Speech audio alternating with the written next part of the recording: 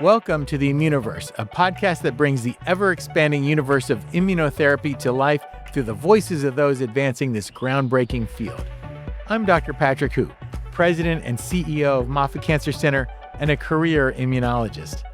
In each episode, I sit down with pioneering experts who have shaped the past, present, and future of immunotherapy, uncovering breakthroughs, challenges, and the science driving this life-saving innovation.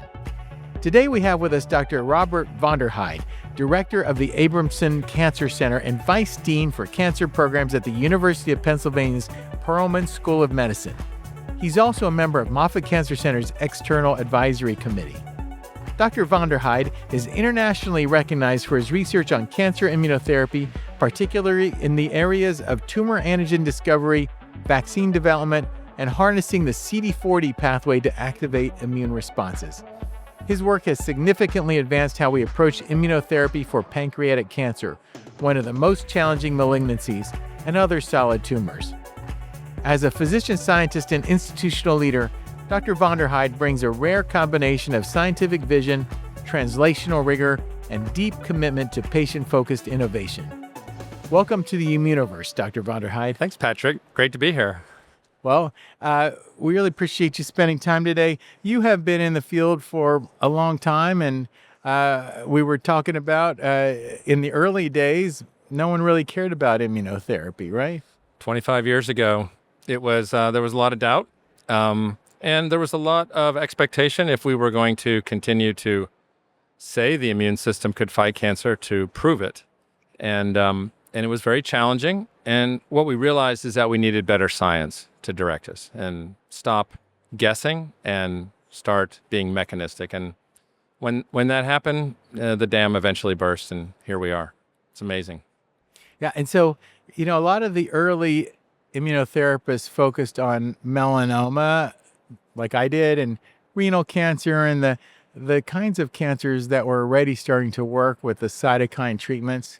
But you focused on one of the hardest cancers for which we really have no great answers, pancreatic cancer. So what made you focus on pancreatic cancer?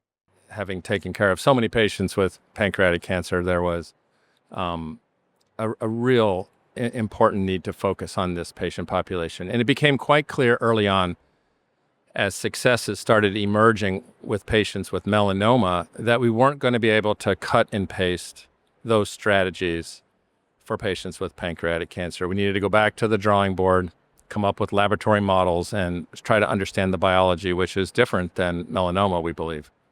Well, melanoma has a lot of mutations that are antigens because of the UV rays of the sun. Is that the reason why it's so much more immunogenic than pancreatic cancer, or are there other reasons as well? Certainly one of the reasons. We think pancreatic cancer is doesn't have that load of mutations to make it look foreign. It does something else that melanoma doesn't do. Melanoma on the skin and in other areas, pancreas cancers hide in the pancreas, deep in the tissue. It embeds itself and creates a scar tissue effectively around the tumor cells.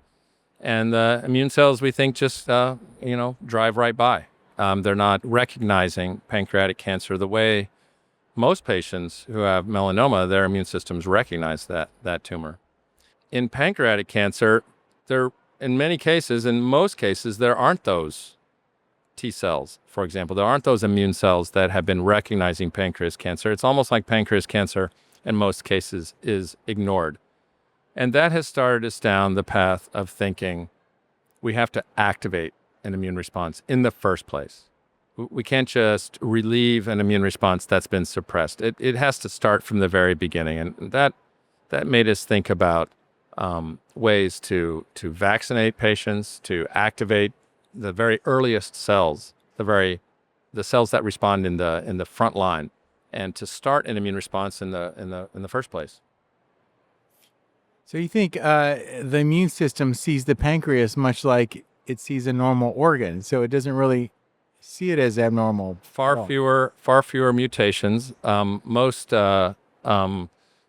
pancreas cancers are driven by a KRAS oncogene, and in addition to driving oncogenic growth, cancer cells growing, it drives the cancer cell to orchestrate a microenvironment that's very suppressive, brings in immune cells that are actually suppress the immune system, creates a very heavy surrounding connective tissue that makes it dense and hard for an immune cell to get into. And that happens from, we think, the very first moment a pancreas cancer is a pancreas cancer. In the laboratory, when we can identify the very first cell in a pancreas that is on its way to being malignant, we see a suppressive immune cell right next door. And so from the very beginning, there is this curtain over the tumor cells. So there is an upside to that, which is to the extent that pancreas cancer cells have not had to battle the immune system, they have not become resistant to the immune system. They've never had to adapt and shift around themselves to avoid the immune system because they're not really under attack. And so the idea we're working on is if we could focus on bringing down those immunosuppressive guards and suddenly expose the pancreas cell to the immune system, we could affect a really great immune response. And in the laboratory, we see that. And now those ideas have made their way into clinical trials and more progress being made based on that hypothesis. I see. So you think it would be immunogenic if it wasn't for the suppressive environment. Are those mostly myeloid cells, myeloid suppressor cells, macrophages, Tregs? What are they mostly? Everything you said there. And what that's exactly right. So if we think of cancer killing cells, the classic one is a T cell. There's other cells in the immune system that we use for other reasons, to heal wounds and to keep things at bay. And the pancreas cancers exploit that and bring in all these other cells, myeloid-derived suppressor cells, neutrophils, other types of T cells called regulatory T cells, and they're all about suppressing the immune system. And it's diabolical the way pancreatic cancer uses the KRAS oncogene to create that microenvironment. And if we can get rid of those cells or change the signaling from KRAS, which we're now able to do with new drugs, we see in all our models T cells come pouring in and destroy the pancreas cancer. It's interesting. So you think it's the KRAS oncogene itself which drives a lot of the pancreatic cancers that's developing this array of protected environment for the pancreatic cell so it can protect against the immune response. 100%. And, it's not the only pathway, but it is notorious for that. And there's plenty of evidence. And there's plenty of molecules we've been able to identify that when KRAS is hyperactive, we see these ectopically elaborated chemokines that bring in myeloid cells, for example.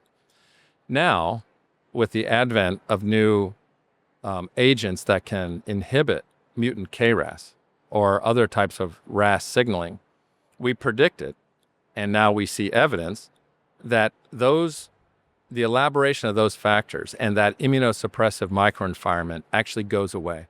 And in our models, we see if you treat tumors with RAS inhibitors and then look a few days later, you see two things. One, the tumor cells are dying, but also you see the disappearance of some of those immunosuppressive cells and the reappearance, or I should say the appearance of T cells. Well, that's exciting. So it's really the combination of targeted therapy against KRAS and immunotherapy that may make the most progress against pancreatic cancer. That's our idea. Fortunately, it's not the only idea, but it is looking at pancreatic cancer in the eye and understanding first and foremost why is pancreas cancer so notorious, and to address the culprit, which we think is the KRAS oncogene. So a lot of power, and what we'd love to do. One of the vulnerabilities we're already seeing of the inhibitors to RAS, as great as they are, is that there's resistance that forms pretty clearly. So we're thinking if we can bring in the immune system at the same time as we're inhibiting KRAS, that might be a strategy for a much longer duration, a much deeper regression of the anti-tumor effect when we use things in combination. Great. The RAS pathway and the MAP kinase pathway important for T cells as well. Absolutely. So, do you see inhibition of your immune cells with these KRAS inhibitors? Yeah, it's a really great question, and you can imagine that as immunologists, we're asking that question on the other side of the coin as well.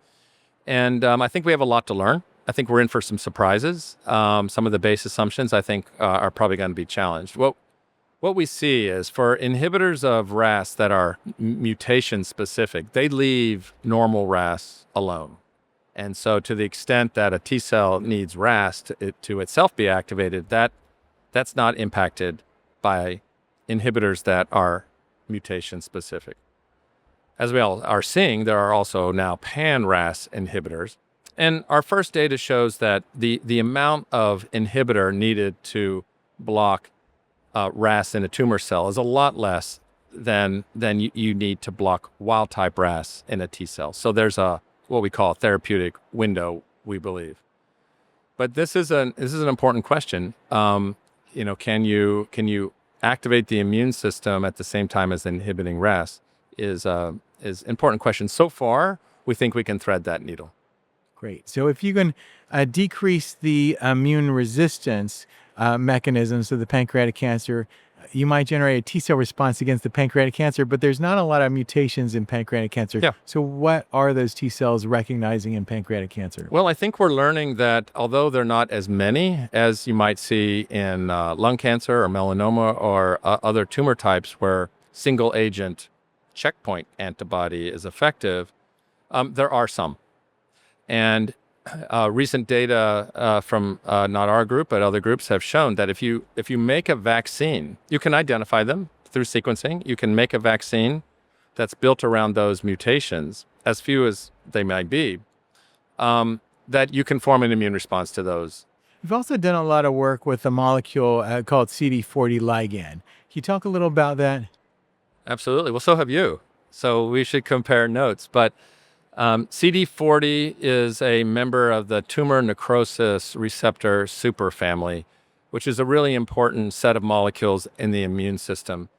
And the one that's called CD40 is expressed on the surface of not T cells, but the antigen presenting cells, the frontline cells that start the immune response in the first place. And if you can activate those cells, one type is called a dendritic cell, using reagents that activate CD40, that dendritic cell turns into a super activator. And it's really important in tumor cells like pancreas cancer where we've already talked today about how the immune response is so blunted. So let's supercharge those dendritic cells. And anti-CD40 antibodies that don't block but actually send a signal is what we've been working on for a number of years. We've used antibodies, we've used ligands. That was something that we used early on. And there's gene therapeutic approaches. There's been all sorts of approaches. The frustrating thing has been in the laboratory, it works incredibly well. Clinical trials have been much tougher, but we're making our way and we're advancing forward. We've had nice, promising data in patients with pancreas cancer. Before that, patients with melanoma. And we hope that we can continue to find the way forward. Have you tested these in the lab, the anti-CD40 agonist with KRAS inhibition? Absolutely. Yeah, we just actually published that report in Cancer Discovery a couple weeks ago. And in that model, now this is not a human clinical trial, but this is in a laboratory model, the combination of RAS inhibitors and immunotherapy is really potent. And the key element, the most potent element of immune modulation in those experiments is anti-CD40. And, it makes sense, right? We're giving KRAS inhibition to start the immune response, and you add in CD40 to further activate the dendritic cells and other frontline cells, and you see this synergistic effect in the laboratory. So again, super excited to advance that forward and try to benefit, bring benefit to our patients. So, it's an unmet need, pancreatic cancer. It's one of the leading causes of death by cancer in the world. Where do you see this headed? Because one of the other issues is pancreatic cancer is not seen until it's quite late Yep. because it's deep. It's not a lot of nerve endings there, and it's discovered relatively late. So, how do you see going forward 5, 10 years? Do you think we're going to find ways to discover it earlier, then intervene earlier? Or, well, how do you think we're going to cut that death rate down from pancreatic cancer? Yeah. The challenge is, how do you find pancreas cancer early? It's very, very challenging. When we do, actually, we can see great outcomes for some patients, if we can get them to surgery fast enough. I think what we're realizing is that we're going to have to change our mindset from treatment to prevention and something called interception, which we could talk about. Interception is the notion of, if we can identify individuals who are at high risk for pancreas cancer. An example might be an individual who has a germline mutation in BRCA2. Those individuals are at high risk for pancreatic cancer. Why don't we try to treat the earliest lesions? That might take 5 years or more to become a cancer. Let's just move our focus to the earliest lesions and intercept them and erase them and change the pancreas back. And there's a number of reasons to do that. If we could find those individuals, those cells, those earliest cells, are much less complex. They are not hiding in the massive connective tissue that I described earlier. They are not surrounded by massive layers of myeloid cells. They're quite vulnerable, and they haven't figured out how to escape. And so we think that therapies might be much more effective if you can intervene even before the tumor cell has invaded. We have to find those patients.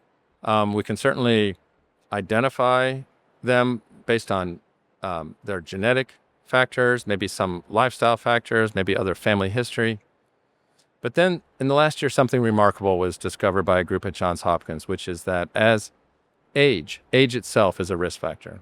If you look at an individual who's in their 50s or 60s, they already have these lesions.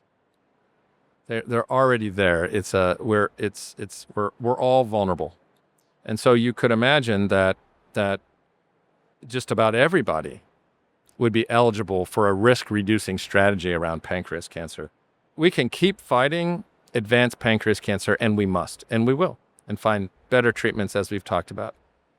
But the massive change, where we'll change the natural history of this horrible disease, is to move into prevention and interception. That's my opinion.